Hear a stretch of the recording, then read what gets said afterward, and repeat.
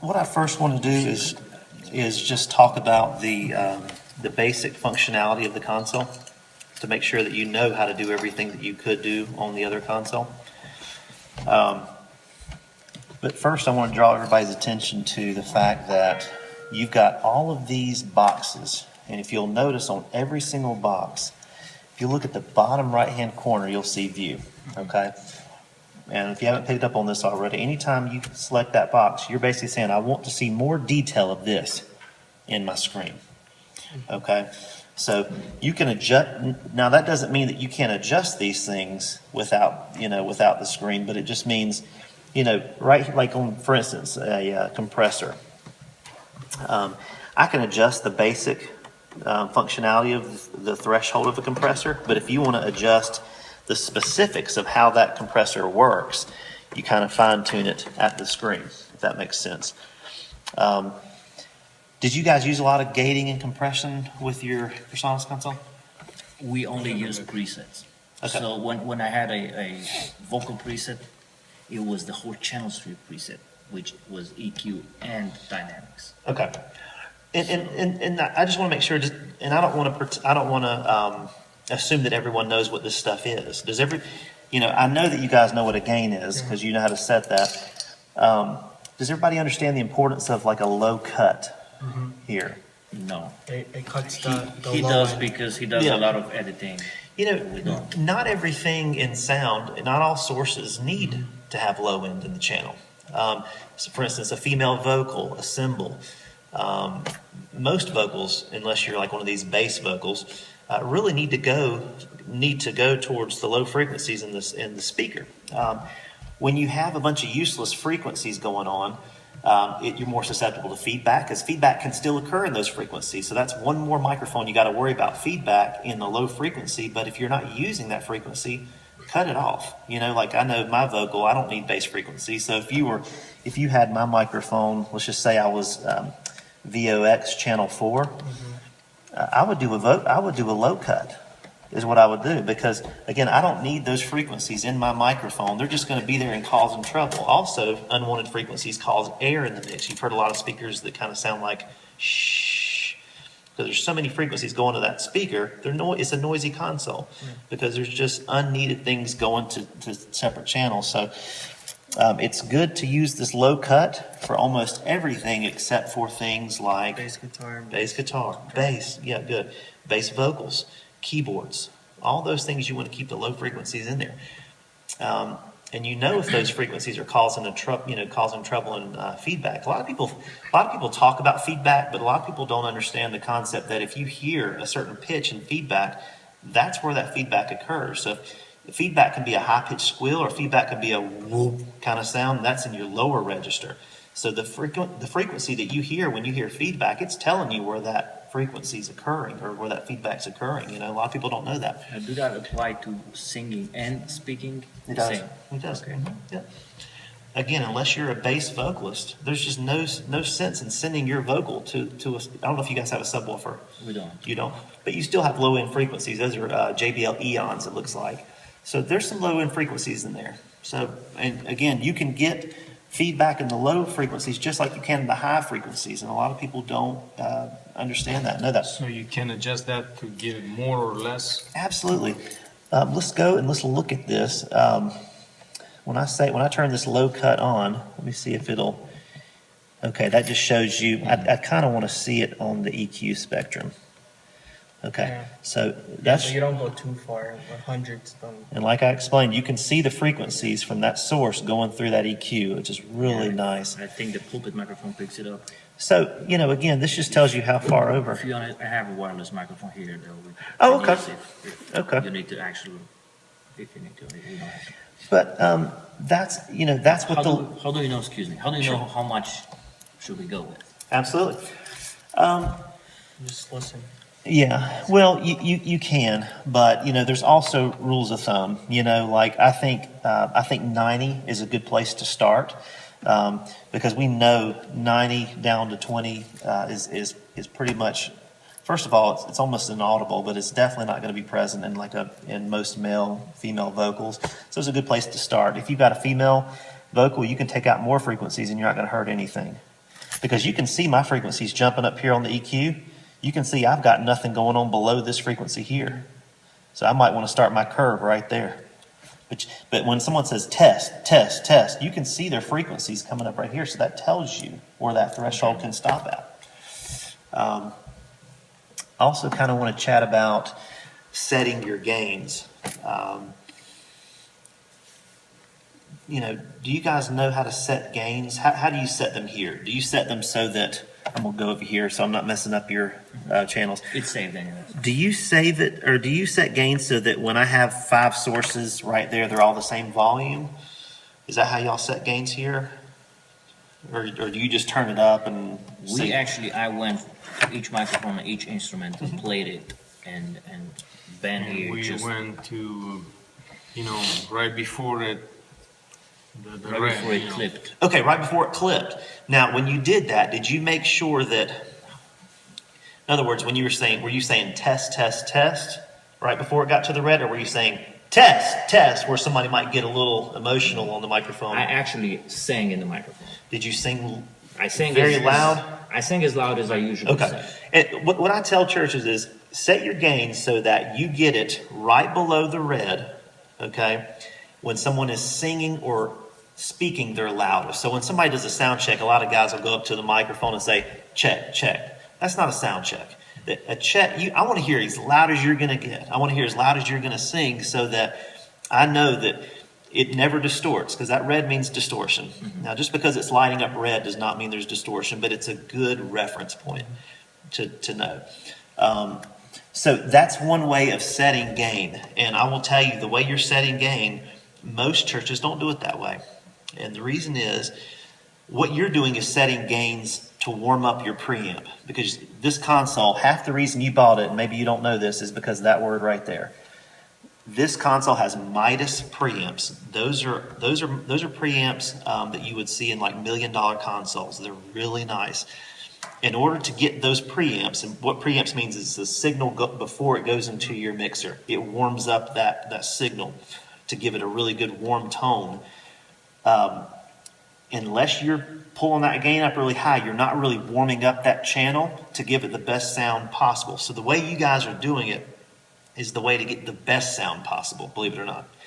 But most churches can't understand this concept right here. The way you've done it, when I have one channel here, say a vocal here, and maybe I'm using a guitar on this other channel, the way you've done it, these two, believe it or not, can be the same volume. And most churches can't wrap their mind around that. They want to get it so that if this is here, they're the same volume. So that's the other school of thought. So the way you guys have done it is a little bit different than what a lot of churches do. The way you've done it is what I would call the recording studio method. I don't care what my faders look like. I just want the best sound to come through this console.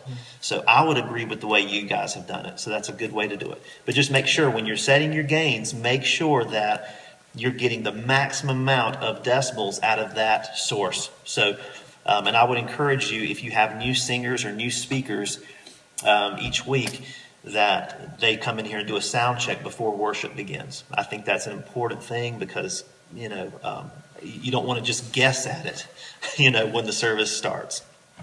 So,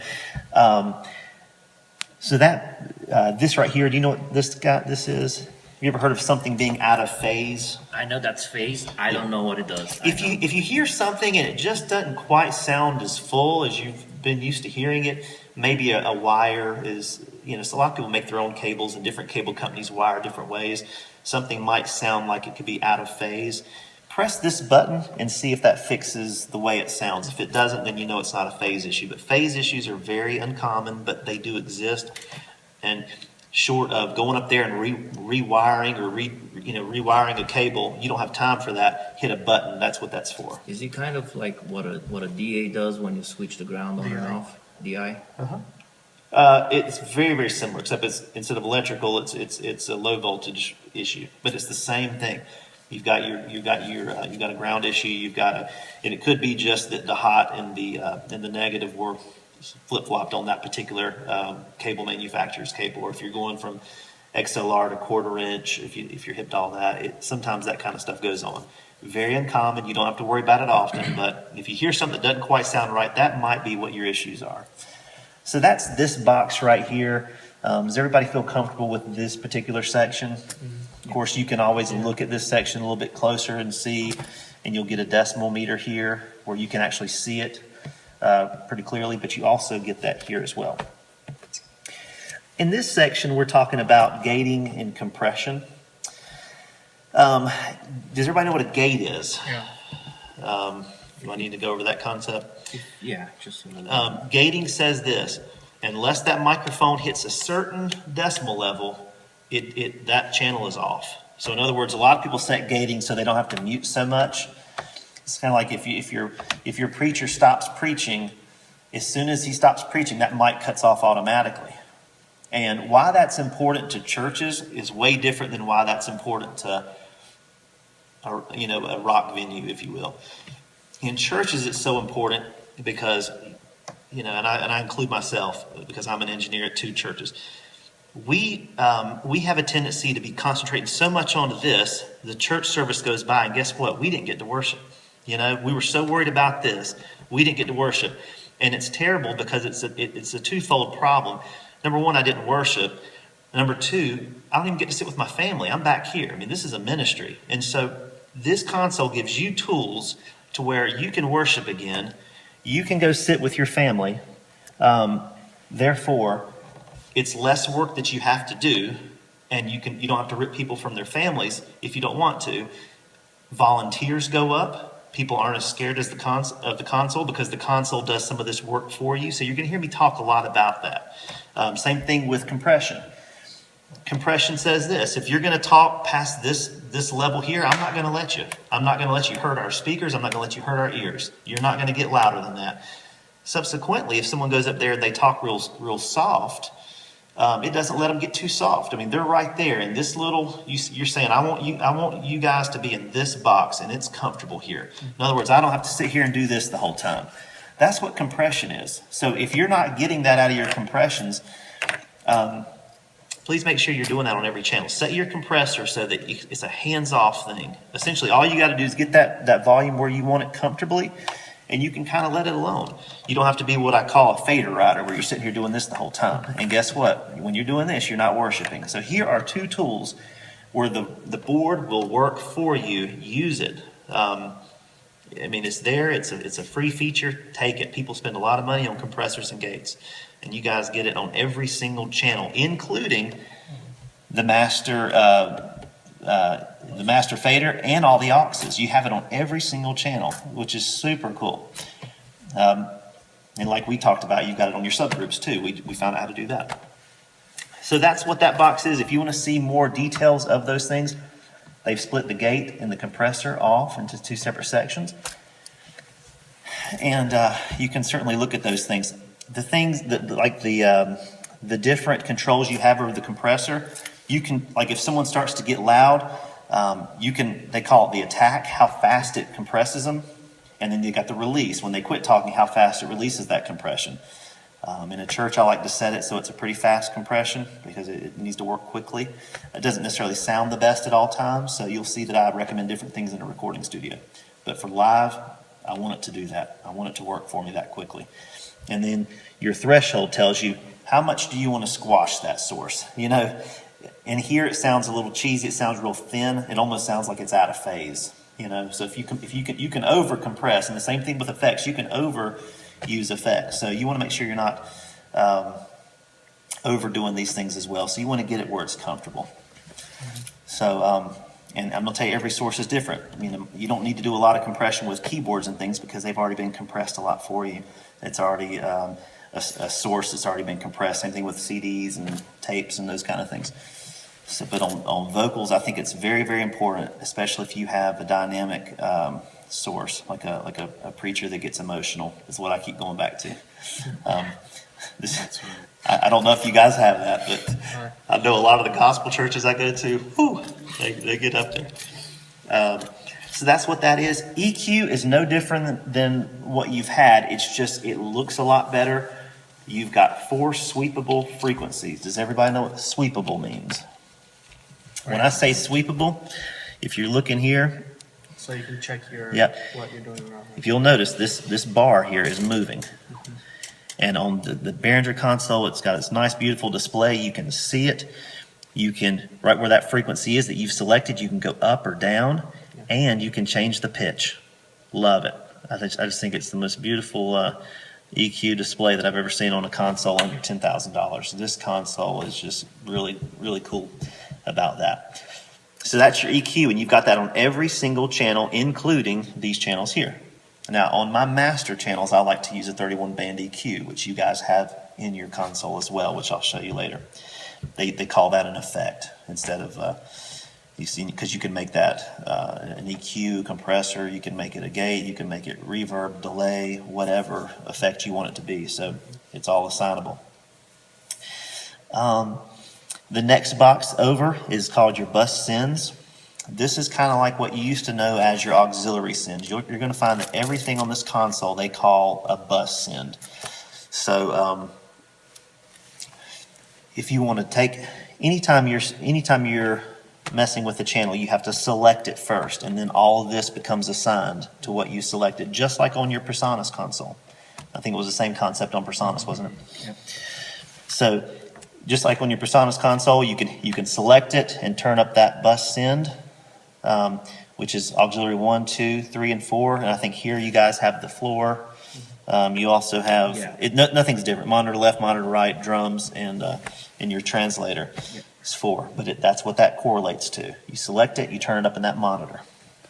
Except this console gives you 2 other ways to do monitor mixing. And we'll talk about that in just a minute.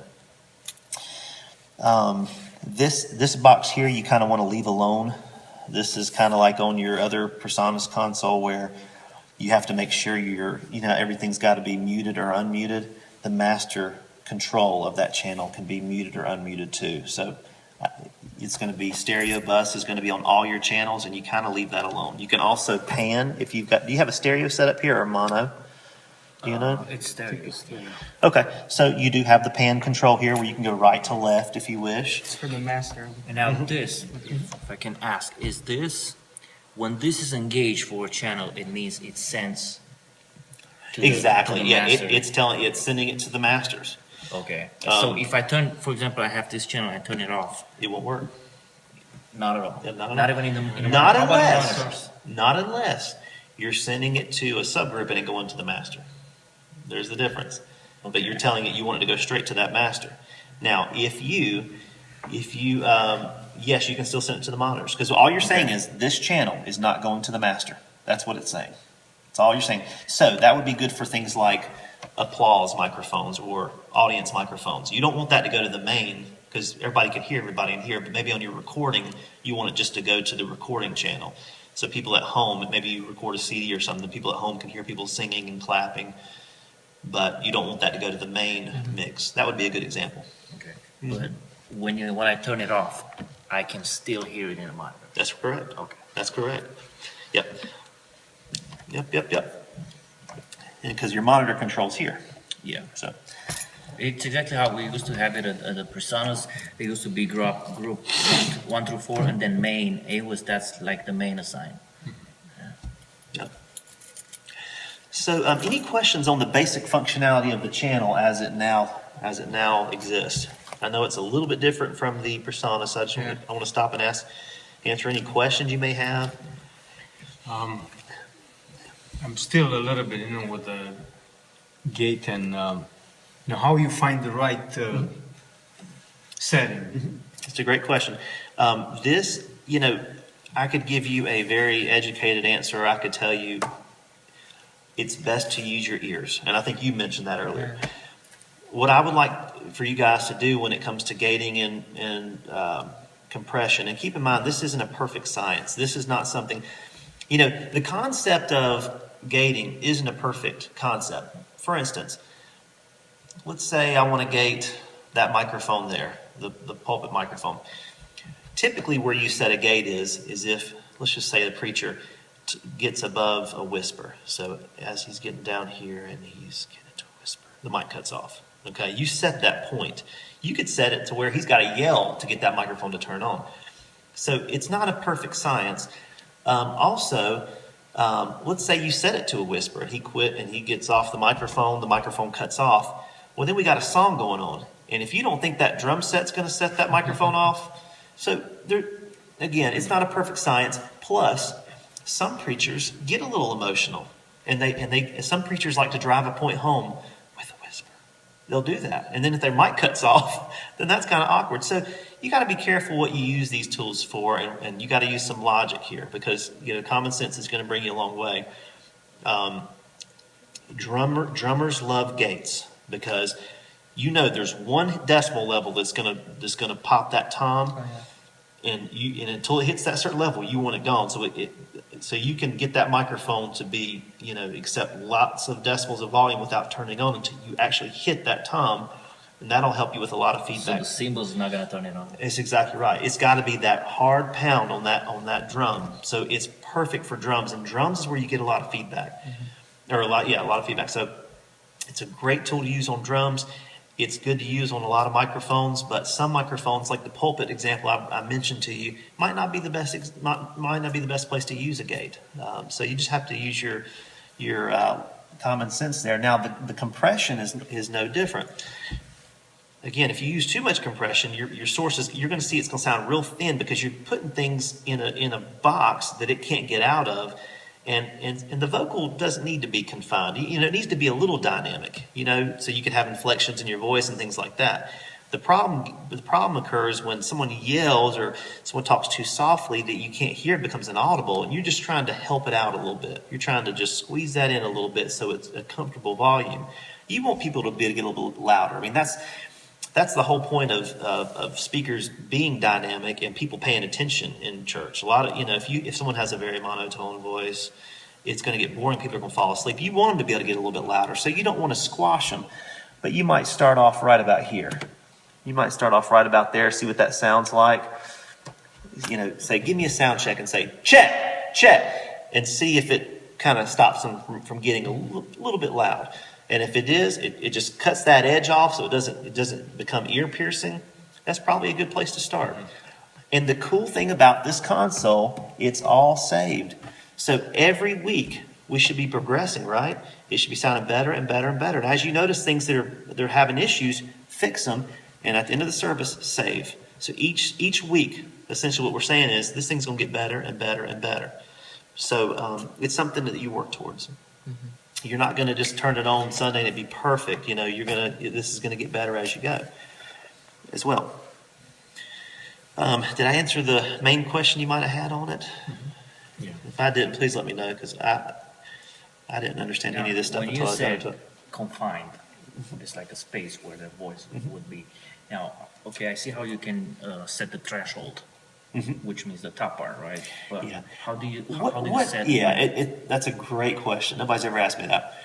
I use this example just to kind of give people a good visual, but you're absolutely right. Threshold only does this, okay? So typically you're squashing people from the top down. Okay. But what happens is when you squash people, you typically have to turn them up. And so when I think about the bottom, I think about it going up as well. Gotcha. So it just kind of handles the bottom part of it naturally. But that's a great question. Nobody's ever asked me that question. I'm trying to get it. No, that just means you've got a good sense of audio. You've got the concept, so that's good. But I just don't ever have to explain that typically. So that's great. He does a lot of logic editing and stuff like that. He knows a lot of stuff that we don't. Yeah, absolutely. I do a lot. I have a small recording studio at home, so yeah. Oh, cool. Do you open up to the public, or? No. Well, for the sake of the video, we'll move on. Sorry. People at home don't need to hear about it. I'm sorry. Not yet. So, let's talk about the individual channels. You've got 1 through 16. You've got 17 through 32. And then your last 8 channels are going to be right here, which are your auxiliaries. These are going to be your quarter-inch inputs. So are you using these?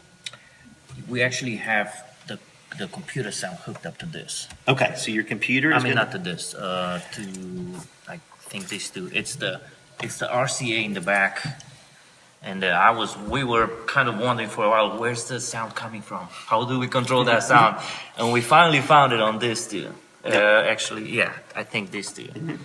So you must have it plugged in back here at 5 6. Okay. Yes. So yeah, this board, at any time you need to leave, please do so. I know you got to leave early, but a lot of people want to say this is only a 32 channel console, and as you guys now know, it's not. It's a 40 channel console because you got 1 through 16, 17 through 32, and then you have your last 8 here as well. I think it's important to note here that this console will only record 32 channels at a time. It will not do all 40. So just so you guys know, we will not record these in separate channel mode. You guys are most likely going to do a USB 2 channel mix down. Is that correct? Or are you going to be separate channels? Yeah. Do you guys do separate channels? We used to do with capture on. Really? Yeah. This is the first church I've ever been to that does that. Because that's a lot of commitment. I mean, it's just for somebody to It's post a lot of mix- work afterwards. Well, usually, it's a ton of work. I mean, that's amazing that you guys do that. yeah, to call the work down. Well, you might do some research on this because, again, I don't know how that works with the group. You're the first church I've ever encountered that's done this. I know. So I'll help you with this. Sorry, Go in the ahead. board built in, I know it records the main out. You know, but you need another separate software, Logic, Yeah. to record separately. You do. So if you guys are doing that, I will work with you to help you find that answer.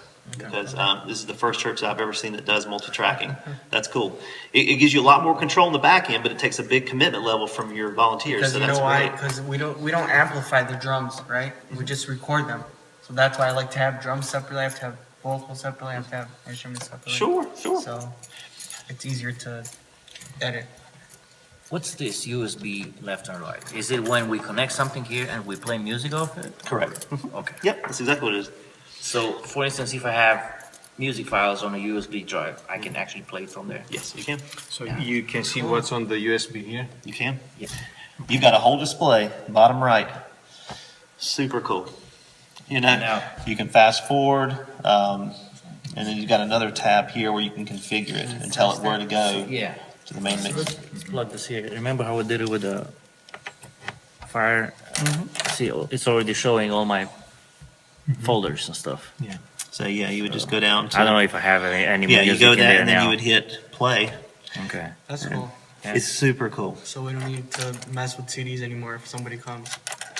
Yeah. You're gonna need to mess with CDs as long as there's people because I'm still messing with tapes at my That's church. it. People are just so That's stuck why on it. we wanted to figure out how to connect the computer and what it. Yeah. Where we can see that, where we can play the. You remember if when you're gonna get to the groups and stuff, we couldn't figure out. Now we would like our DCAs to be this groups, but one of the groups I would like it to be this. Cool. Yeah. Can we? I mean, is that can we do that? It's Is just it as easy. possible? It's just as easy as what you just did. Okay, because that was the thing that we couldn't figure out how to. Yep. But maybe later. Yeah. So this would be a good point to open up for questions. You know, again, make sure you're selecting the channel that you want to alter, volume control, and you can mute as well. Okay. So if I told someone to turn up channel 16, y'all know that you have to go 1 through 16 and turn it up or down. Right? Does that make sense? Now, what's the latency between when you is it live? It's live. Yeah. Yeah. No latency on that at all. Yeah, real time. Super cool. And of course, you can do all that functionality on the main. Let's stuff say on the iPad. you have a iPad connected. Can you control the? Let's say you control the 16 here, and then you control the other on that. That's correct. Can you do that? Yep. Okay, that's good. Yep. And it's multi-touch too. You can touch it and Yeah. Actually, when I watched a video online about a guy at a church, he said he mixed ones only from 2 iPads. So he had like 16 channels side by side, and he mixed it all day. Then mess with the board. You can have one for 1 through 16, one for 17 to 32, one dedicated to just the monitor mix. I mean, you used to have one console here, one console up there for larger venues, but now you just give the monitor mix console guy an iPad. He can just do it on an iPad. You don't have to have a console up there. It's just completely changing. Now, the technology's been here for a while, but it's never been affordable until now. I want to make sure I make that clear. I mean, this is so you're seeing a lot more of it going on because, again, there's never been this many features in a console for less than about $10,000 until this came out. So it's just, this thing is, breaking records because of that. So it's a really cool thing. I want to talk about monitor mixes because I think that's important. And it's one of my favorite things about this board, and which makes it, in my opinion, better than the Personas. You can do this method here and then turn it up in your monitor mix, monitor 1, 2, 3, or 4. You can do it that way. But you're going to find you're going to use that less and less now that you have this console. The way to do it, let me first make sure I explain to you guys how to access your monitor mixes. Bus 1 through 8. This is your master volume for bus 1 through 4. Okay. Bus 19 through 16, you're not using these either, but you will be using them for the effects because you treat effects just like you treat a monitor mix. And so, with that being said, really quickly, let me show you. If I want to turn reverb up on this channel here, I'm going to flip, because I see here that effects are 13 through 16. I'm going to flip to 13 through 16, and now this becomes 13. So I'm turning up reverb on that channel, or whatever you have assigned to 13. Okay? You don't have to have effects. They can be anything, really. So it works just like a monitor mix. So get back to the monitor mixing. This is super cool, and you're going to find this is a very important button here that's called Sends on Fader. This is a button you typically see on really expensive consoles. You select the monitor mix. You hit Sends on Fader, and now these become the volume controls for the monitor mix. That's cool. Super cool. And now the new upgrade, the new firmware, it makes it flash at you. Because what they found is when this was just a stagnant red light, people forgot it was on. So they would still treat this like so this is telling you, hey, you're still on monitor mix, get out of there. So you got to hit it again, and it goes back to your normal fader mode. So that's a super cool thing that this console does. It works exactly the opposite way too.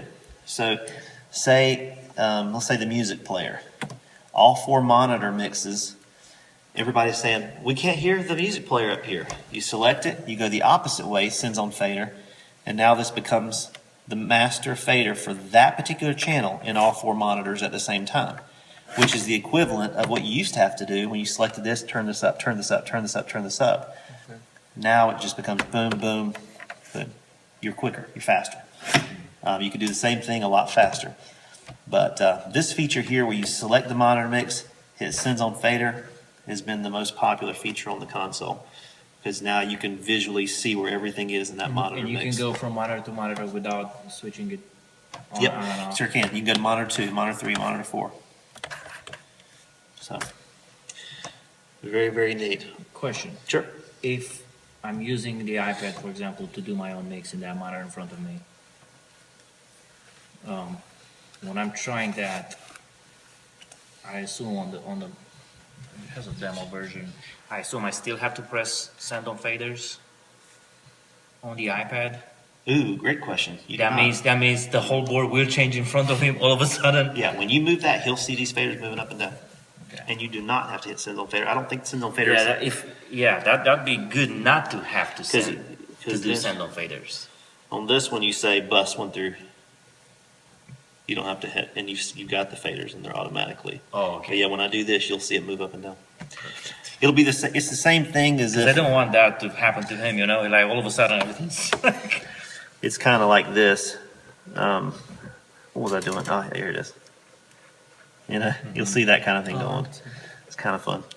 But Well, actually, when we tried to work with the monitors, we did this, not the Yeah, I did when we did it. I didn't know about this. After that, like the day after, I watched some videos online. I realized, oh man, we could do it by that. Yeah, I love that shirt. That's a cool shirt. I got it. I had to be appropriate. Yeah, absolutely. I would have dressed up had I known. Next most important popular feature. Now, guys, I will say really quickly. You need a chair. I have a chair right here. You're fine, doesn't matter.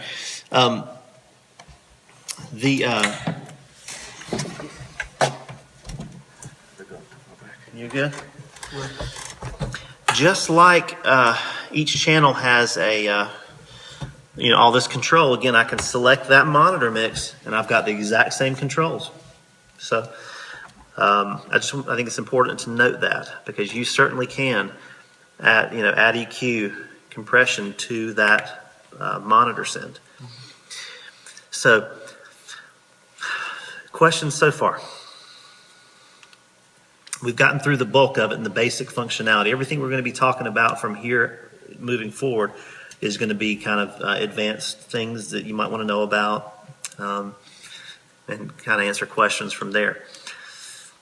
And please stop me at any time. There's no dumb questions. That's what I need the most. Yeah. Just in case you weren't here for when we were setting up this console, to change any of these things, you hit select. This is for the people at home, utility, and then you get right to that screen where you can change all the colors, all the pictures, and you can select your verbiage, whether it's a preset verbiage or you want to write your own. If you're not using that channel, I always encourage you to black them out.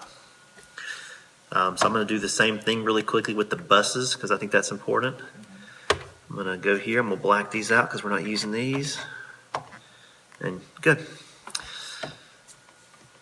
So I think I want to talk about the effects next. I think that's important. Do you guys use a lot of effects? We usually just have a little bit of reverb of voices, and that's it. Because I'm using a pedal for the guitar, so it has effects in it. Typically, most people use reverb. Sometimes you might get a delay. I don't know if you guys do. I was thinking, since this have it, why not using a little bit of a delay from now on? But I want you to see, you hit effects, you've got 8 effects processors built in, and they all look like rack units. So, they're just beautiful. This is just really good stuff. And then there's those EQs I was talking about. Effects 1, they start you off with a vintage reverb. It's just a classic reverb. It sounds good. You can make this sound however you want to sound. You can use presets, like you had mentioned, but the way you choose those different, let me see here. There's your different reverbs: delays, chorus, flangers, phasers, mixed delays and flanger mixed together. Then you got your EQs. So there's just more stuff in here than you'll probably ever use, but they're there. Enhancers, exciters, a lot of those are studio tricks. And what I like a lot about it is with every firmware upgrade or update comes with more and more effects. They are. So, yeah, my 2 favorite firmware updates is that blinking and the EQ, where it shows you the frequencies behind the frequency spectrum. Your first 4 effects are programmed to 13, 14, 15, and 16.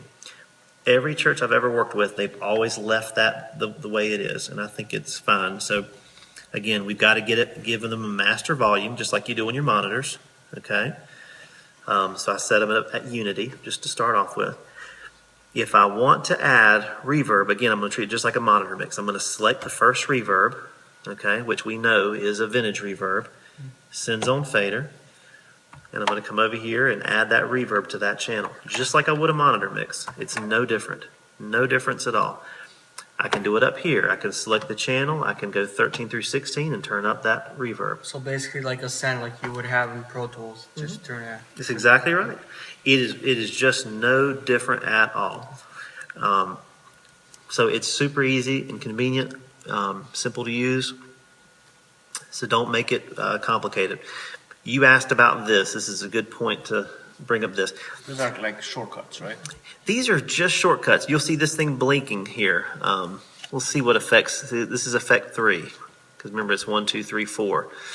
Effect 3 is a delay, so that's telling you the tap tempo, and you can delay. You can change it to delay. It's a tap tempo, but depending on the effect you have on here, depends on what this button does. That's why it's not labeled correctly. So you'll find that some effects don't even have buttons working, because that particular effect doesn't need to have any type of module. Those doesn't necessarily have to be effects. Exactly. So, for example, if that's a good question. That's a really good question. Do these have to be effects in general? Is that what you're saying? Yes. Can this be like a shortcut for something else, like an Yes. auxiliary or something? Mhm. I have no idea. Great question. I've only used it for effects. I've never looked into that. You guys are throwing some new ones at me, so that's cool. It's Lucas. Oh, Lucas is here? Yeah. But that's a great question. Okay. I can I help you. think based on what I saw online, Mhm. it tells me that those are shortcuts to almost anything. Oh, cool. That's awesome. So it comes from the factory being but notified. with some defaults. That's awesome. Yeah. That's awesome. You guys use mute groups in the past? Yes. Okay, I'll go over mute groups really quickly. When I mean mute groups, I mean we used to mute a group when, for example, Oh, you I would had hit all the mute voices. there, or- Yeah, all the okay. voices grouped to one thing, and when we don't sing, he would mute the voices. And I'll show you something that we've done. Our group channels are up here. They're called DCAs, and they call them group DCA 1 through 8. And these are just as easy to assign. See, on your old console or analog consoles, you'd have to go to each channel and assign it to group 1. You'd have to go on each channel and select it. But on this console, you hold down the group channel, and you just hit the buttons of what you want to assign. So if I wanted to get that out of that group, I would just click it. Or if I wanted to assign all these to be on the group channel, now those would be on that group channel, or I could take them off. So what you've got is a vocal group assigned, instruments, and drums. And you had mentioned you wanted to put maybe the CD player on one, so you just go down to auxiliary, you hold down 4, and then 4 is already assigned to translation. okay. So, well, that's the monitor mix, right? Yeah, you're right. This is just the DCA, Yeah. so you want that to be 5 and 6, so you just select 5 and 6. So now that's we'll go ahead and label that one. What do you want to call that? It's your CD Computer. player? It's always gonna play for this laptop. Okay, over so- here, so we'll- name it computer. Okay.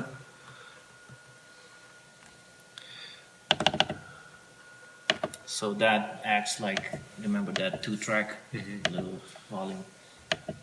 And what that does, it stops you from having to select channels 33 through 40, right? Yeah. Because now, since I've got this control, I don't have to, if I'm up here, I don't have to select this and then turn up, now I can be on this screen and I know this is my computer, et cetera, et cetera. So it's kind of a cool feature. So these are your group channels. Now, please make sure that everyone's clear on this. If this is down, if instruments are down and you're turning these instruments up, you're not going to hear them because it's the volume now. So That's how we want it. a lot of churches where there are sound engineers that don't communicate properly, not saying that that's you guys, there's friction here because they don't know that that's going on and they're turning things up and it's just, why is it not working? And they forget about DCAs. So make sure that that's, It's happened a few times. Yeah. yeah. But it's a very cool tool. It's an easy tool to use. And just like you can group channels together to send to the master, you can group channels together for a mute group. So, so you could simply mute the vocals like you've been doing, or here's an alternative way to do it. You hold down mute group. I click the mute group page. I hold down mute group, and I just assign things I want to mute. So that when I come out of there, if I hit mute group 1, it mutes those. It's still on. The mute, What's that? the mute thing is still on. Oh, thank you. Yeah. Yeah, so when you hold that down, it mutes it for you. That's cool. So So what would be, but kind of you could do the same thing by muting a group, right? it's exactly right. Okay. Yeah, so What you I think we If you could want do- to mute just the specifics, not the whole See, group. we or have mix. two condensers going in house right now. Which one we use as a vocal, one is a pulpit. So many times when there's music, those microphones picks up a lot of stuff that we don't want. So maybe when there's only music, we can assign a mute group to mute because, just the box and the Yeah, because pulpit. that's what we do, yeah. With those two, when it's music or something else, we mute them. Oh, That's where cool. we get the most feedback. 'Cause it's- Yeah, if there's feedback in the Condensers. house, 90% of the time it's coming from one of those. Yeah. And like I said, once we get down the line, we can talk about I think it'll make you guys, it'll make a big difference to get those things aimed Straighten out. towards straight. There's just no need for Yeah, we it. can do that. I think we can do that. If you can just do that, it'll solve a lot. You'll get a couple more decimals, I promise. And then, again, I would move them a little bit closer, angle them down a little bit more at some point. That's something that you can kind of do as a group. And, you know, you'll have a couple holes in the ceiling. You'll need to patch those holes. You'll need to run that again. But it's Few not. people in our church are actually house builders. So Yeah, they can it help is us with that. not, it's not as hard as it looks. If you Yeah. have a good lift in here, good scaffolding, it's actually pretty simple. But that right we, there we would, don't sing on the stage. We always sing right there in that corner. okay, Exactly how it's so that's set not up. too So, bad. yeah. But the problem is you're getting this feedback from this condenser, and I think that's your main issue is the positioning, plus the fact that you don't have any acoustical treatment in here. I think those two things are stopping you from really getting the volume you need out of that microphone comfortably without having to worry about it. That's the other thing. You might be okay. You're having to do little, you're having to mess with your EQ to get the feedback to go away so you can turn it up. But then, what happens when you mess with EQ is you're sacrificing tone, So this is the last option. The first thing you ought to do is change positioning, then go to here when all else fails. So that's why I try to say, that's why I'm making those recommendations, because EQ should be a worst case scenario. You've heard of these feedback busters, feedback ferrets. It's just an EQ trick. And the reason I don't like them is because they take the power out of my hands. Outboard console. Yeah. Outboard racks. I think they even have a feedback eliminator as one of the effects. And to me, it's just, if you don't know what you're doing, it's a cool trick, but I don't want something it's going to, We yeah. had one first. We had one, yeah. Yeah, it's just an EQ trick, but I don't want it to select frequencies to take away. I might want those frequencies because that might be where my tone's at. And the problem could have been the whole time my speakers were just in the wrong place. So I just share that with you as a thought down the road. Talkback is a cool feature. Instead of saying, "Hey, does everything sound okay up there?" You hold down talk, and here's your microphone. "Hey, does everything sound okay up there?" So who's using that? Yeah, let's look into this right now. I'm going to click View, and right now we have not selected it. So I'm going to select all my monitor sends. So I want to talk to everybody on the stage. Now you could essentially assign it to the main output, but we're not going to do that because the only time I typically see that happening is if someone's back here making announcements or there's a play and where there's someone narrating a play, and they can sit back here at the console and talk. It's pretty cool. So you have, Practically your 41 input. yeah. So all I'm going to do is hit talk, and now I've engaged the microphone in these mixed buses, and I'm going to turn this up. I'm not hearing anything, which tells me that my buses are down. They're down here. Buses are down, and So I'm going to put them on Unity really quickly. I don't know if that's too much or what, but I'm going to they give were them. lower. They were much lower. Okay, let me come on down. Something like that, yeah. Okay, check. Does everything sound okay? Yeah. So that way I don't have to yell. They're hearing what I'm saying. How does everything sound up there? Here's how low they are. Sure. You can hear from here. Testing 1, 2. Can you hear me? Does everything sound okay over there? So super cool, and it's discreet, and you don't have to yell up at the front of the stage. This is actually very helpful for you because since you're using headphones, he can talk to you as loud as he wants. While we're talking about headphones, please note that you've got 2 headphones on each side, so whichever you're closer to is for convenience. Do you guys use headphones a lot?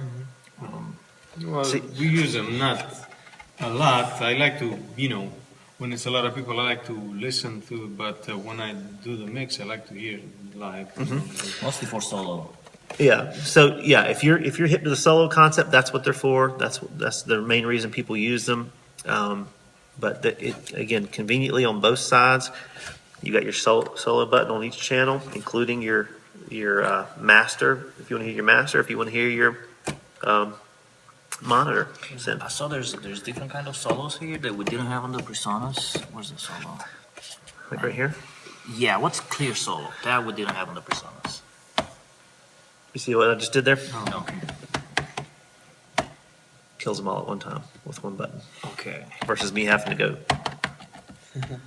preset. Yeah, we thought it's something else. Oh, we were completely wrong. Because on the Presonus, the solo doesn't give you just that Yeah, channel. it does not mute everything else and keep only That's, that while you you know. select it. There was something. How was it called? That dude? I forgot. But there was like a solo volume that you have to put it all the way up in order to hear much louder than the rest of it. Yeah, that was something I didn't like about that. Well, Actually, we didn't even try if this one does it right. here's your volume control on your headphones, just like you have volume control on your Talkback mic.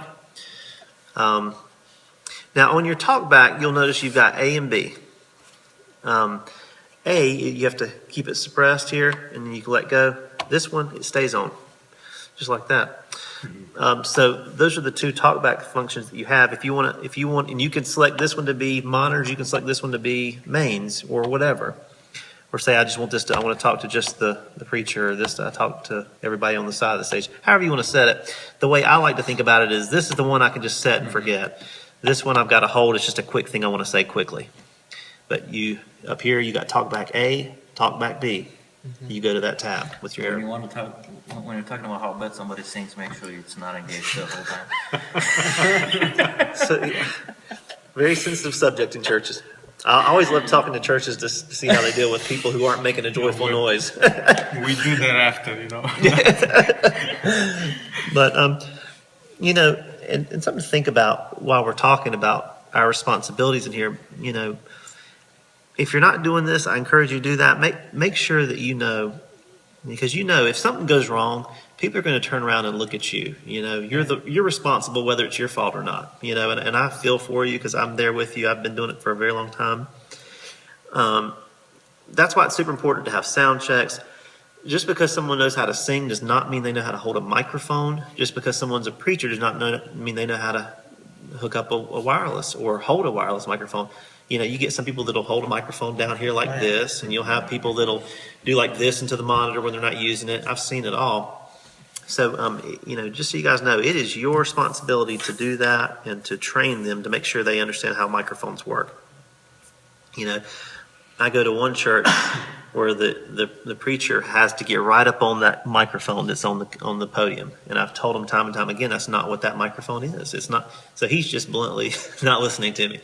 But you've got to at least do your due diligence and make sure you're telling people how to hold microphones and things like that. Because if someone's holding it down here, you got to turn them up, and then you're going to get feedback before you get good volume and things like that. So make sure you're doing that. Make sure you're doing sound checks. That's super important. So if you would have a lot of gate on that microphone, whenever he's doing that, he's not going to be heard. Yeah, there you go.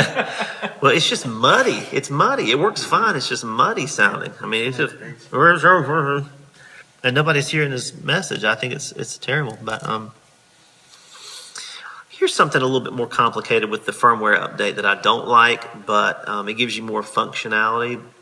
Is how you save scenes, and I know you know how to do it because you've done it, and you've already got it saved. But this box right here, this is how you save a scene. You click it. What you've got is, they call these shows, and within every single show, you've got different scenes. And it looks like you've done some testing here. This only the last 2 are ours. Everything else was there already. I don't know why. Oh, it's a new firmware update then. They're just trying to, Presets and stuff. yeah, looks like they're presets from the factory. And maybe they're giving you examples of different things, but you've got 100 scenes, and when I say scene, it's a snapshot of every single function on the console. Keep in mind, on the Presonus, that wasn't the case. Presonus saved everything on the console except the gains. Yep. The gains, We had problems with the that. gains were analog. So why they didn't make that a digital function, I will never know, but they didn't. But this console, everything's Probably digital. the same way why they didn't motorize the feeders. We had such a big issue with that. We had this youth conference like a month ago, and we had like at least 3 bands and some other people singing every night. And we One made after another. we made a sound check. We saved the scenes, but the gains were not the same. Yeah. We had to mess with the gains Oh, yeah. during the singing. And that messes your monitor mixes and your main. and the recording. Remember, we have like a 1-track for that specific microphone for the whole night for 3 bands, and sound gain was like this, sound gain was like this, and all that, and then do that, and the editing was. I've seen so many churches that have the Presonus console and they have a big piece of tape over that whole row. And I understand and I get it. So it takes a picture. It's called a scene. There are 100 scenes in one show, is what they call it. And you've got, as many shows as you want to. I think there's like 100. How do you assign a scene to a show? Well, you're on the first show, okay? And you can label this. Let's see here. So select. Let me see here. I was trying, we couldn't figure it out. We only saved It the scene. might. Okay, my show is the name of this guy.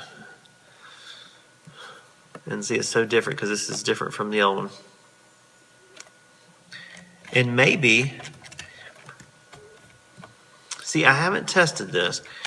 I know that you can add shows with a USB drive. So it might be that my show is simply talking about this console's internal show, and you can do 100.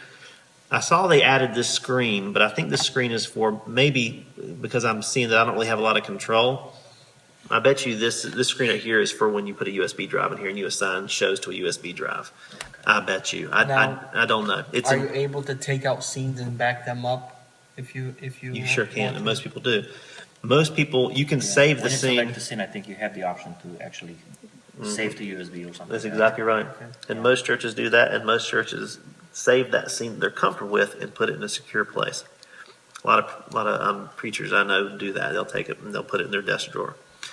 So if something were to go wrong, but this is where you save your scenes. You click save, and I'm not going to go through with it, but you label your scene, you hit save, it says, are you okay? Hit the right arrow, and you'll hit the right arrow, just like that. To recall a scene, you'll go to it, and you'll hit load, and it'll say, are you sure you want to recall this scene? You hit yes, same thing, and you'll bring that scene back up. Where that's important, and again, I don't want to be too repetitive on features you already use, is if you have guest speakers or guest musicians and you don't want them to mess up your settings, assign them do a sound check, assign that to a different scene, and then go back to yours whenever they're gone. It goes back to the way it was. Yeah. Just a quick question. When you load a scene, do you have to, what else do you have to do? Because on the other one, on Personas, you have to locate and then... No, you don't locate. The locate was was because we because the didn't feedback. have motorized So this faders. one does everything. Yes. As soon as you load it, it's good to go. There's nothing No else. more fixing volumes. You have the option to do a lamp here, but it's very, very dim, as most console lights are. If you're gonna put a light back here, I'd recommend you do something like this, where it's. No lamp. You're getting to about the. Go ahead. I have to leave Yeah, because- you're getting. I mean, I was getting ready to say I'm getting to about the end of the training. Thank you so much for making time. Thank you very It much means a lot. for enlightening us on Hey, because I'll tell you this: if we don't know, we'll get through it together. We'll figure it out together. yeah, well, we might run into some things that we might need some help, and maybe we. I have your phone number. Well, yeah, keep me on speed dial. That was the deal, and you guys decided to do business with us, and that was my promise. And you'll find that most of the time, especially you guys are very, very smart. The questions you have, I'm gonna have that question too. So, but what I promise you, I'll help you do it together. So, have a good night. Thank you. All right, thank you. So, anything that you just get stuck on, call me, and we'll just jump in there. I have the rep's number on speed dial, and he gets me through a lot of stuff. And again, YouTube is a very helpful. Any other questions, thoughts that you have that you want to run by me? I was thinking not to have to go through different layers as too much. So since we're using these groups, and I have this, can I group the FXs? Can I have a group that would control the FX up and down, like a general volume for the FX without A master volume. going here or here? What you want to do is go to Bus Master, which gives you all 16 master faders. Select DCA. And assign them. or you can do each one separately. This one, do 2, 3, 4, either way. But the only way to assign, this was the question you asked me the other day, the only way to assign DCA volumes is to go to this screen only. In other words, you can't hold this and then go to here and then, see, I'm already pressing that button. Yes. So it doesn't work. So you have to go to bus master. Hold down that button, and then you can select this. So you can make a group out of a bus. They call it a bus now.